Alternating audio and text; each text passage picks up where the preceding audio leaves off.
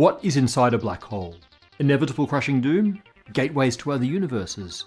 Weird multidimensional libraries? If you've ever wanted to know, then you might be in luck.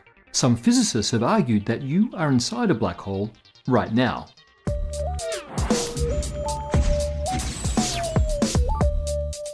Einstein's ridiculously successful general theory of relativity has never failed. But we know it must fail at the centres of black holes and at the Big Bang. Both of these involve matter being packed to infinite densities. They are singularities where the mathematics of GR breaks down. Well, it turns out that black holes and the Big Bang have more in common than vexing Einstein. They have mathematical similarities to each other that have led some physicists to believe that the Big Bang is in fact the singularity of an absurdly gigantic black hole. Let's figure out how crazy this proposition really is. First up, black holes. Collapse any chunk of matter far enough and it gets stuck in its own gravity. In general relativity, that looks like a point of infinite density surrounded by an event horizon. We can think of the event horizon as the surface where the flow of space is like a river moving at the speed of light. Nothing can swim against that flow. From the outside, the black hole looks like an orb of blackness at a particular location in space due to the fact that nothing, not even light, can travel back out from below the event horizon. The universe also has a singularity and an event horizon. The singularity is the Big Bang, which we think of as a point in time at the beginning of the universe when all matter was compressed to infinite density and all points in space overlapped. From the Big Bang, space expanded and it's still expanding. That expansion gives us our event horizon. If space is expanding evenly everywhere, then there are distant regions of the universe that are being propelled away from us faster than the speed of light. That means there's a surface at a particular distance that represents the limit of our observations, in that we can never know about any event that happens beyond that surface. This is the cosmological event horizon. Now, it's somewhat more complicated. For example, we're still receiving light from objects that are now beyond that horizon because it was emitted by those objects before they crossed the horizon. Also, the accelerating expansion of the universe means that the cosmological event horizon is closer to us than the spot where the recession equals the speed of light. But the effects are the same. No events that happen now beyond that horizon can ever be seen. Complications aside, there are striking similarities between the black hole and the universe. The obvious difference is that the black hole singularity seems to us to be a point of infinite density in space, while the Big Bang singularity is a time of infinite density that included all space. But actually, that difference isn't as different as it sounds. Both the Big Bang and the black hole singularities do occupy all space. The difference is that the Big Bang singularity exists in the past for all of space, while the black hole singularity exists in the future for all of the black hole's space.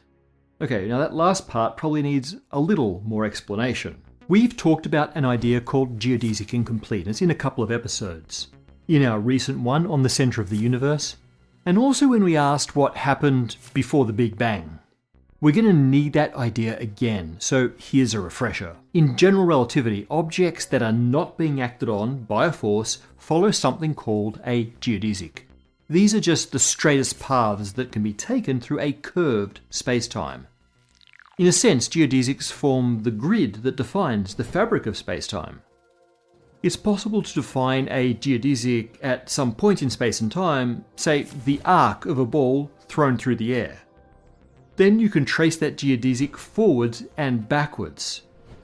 That trace will define the path of the thrown ball, but you can also extrapolate beyond the ball's trajectory. That would be the path that the ball would follow if it could pass through the planet, or the path through the ground that could have brought the ball to its current position. And you can keep tracing the geodesic into the infinite future or all the way back to the Big Bang. It's defined for all past and future times independently of the ball. Geodesics generally don't just end, except at singularities. In fact, in general relativity, singularities are defined as the endpoints of geodesics. All geodesics in the universe come together and terminate at the Big Bang. We call the Big Bang a past space-like singularity because it occupies all space in the past. A black hole contains a future space-like singularity, which means that all geodesics within a black hole spacetime end at the singularity in the future. No, that doesn't mean that you are doomed to be crushed by a black hole. I mean, you might, but you might not. The black hole singularity is the all-encompassing future for the space-time that lives beneath the event horizon, in the same way that the Big Bang is the encompassing past for the outside universe. So the black hole and the Big Bang singularities are starting to look more alike, with the difference being their residence in the future versus the past, and the fact that black holes are embedded within a greater universe, while the Big Bang is the entire universe. How do we make a black hole look more like a universe? We'll need to make the black hole interior mathematically indistinguishable from a universe for somebody inside that black hole. The first step is to send that singularity to the past. A time-reversed black hole is easy enough. It's a white hole. And it's a valid solution to the Einstein equations. Naturally, we've discussed these before. The past space-like singularity of the white hole is surrounded by an event horizon that is the opposite to the black hole event horizon. It can only be crossed from the inside to the outside. Space flows at the speed of light across the event horizon from within. That's starting to look like our universe, a past space-like singularity and an event horizon that can't be crossed from the outside. But there still is an outside in which the white hole just appears as a bright but localized point in space. The outside region doesn't share the same singularity origin as the white hole. On the other hand, anyone inside the white hole wouldn't know that. So could they be fooled into thinking that they are in a regular universe? At first glance, despite the similarities, the interior of the white hole looks nothing like our universe. Now, the white hole was discovered by messing around with the coordinates of the OG black hole solution by Carl Schwarzschild. The same trick gave us wormholes and mirror universes, and we mapped those weird spaces in a previous episode. The interior of this type of white hole looks nothing like our universe. For one thing, it's made of pure space-time, no matter included, and it's highly inhomogeneous. The curvature changes dramatically as you approach the singularity, but our universe appears to be highly homogeneous. Matter and energy are very evenly spread out, and it was even more evenly spread out in the early universe, and the space-time curvature is nearly flat, so no crazy tidal forces like in a white or black hole. The space-time of our universe is well described by the Friedmann-Lemaitre-Robertson-Walker metric, which we also talked about in the Center of the Universe episode. But there's actually a way to fit an FLRW metric inside a black or white hole, so those inside couldn't tell the difference. The first realistic mathematical description of a black hole formation was discovered in 1939 by Robert Oppenheimer of atomic bomb fame, along with his student Hartland Snyder. They approximated the collapse of a star by modelling it as a spherical cloud of matter with a perfectly homogeneous density and zero pressure. The thing collapses under its own gravity and an event horizon forms around it. But within the collapsing cloud, the matter remains homogeneous and the spacetime is flat until it becomes a singularity. Now, real stars don't look like this. They get denser towards the centre and have plenty of pressure, but the Oppenheimer-Snyder solution gave our first insights into black hole formation. And it also showed another weird property.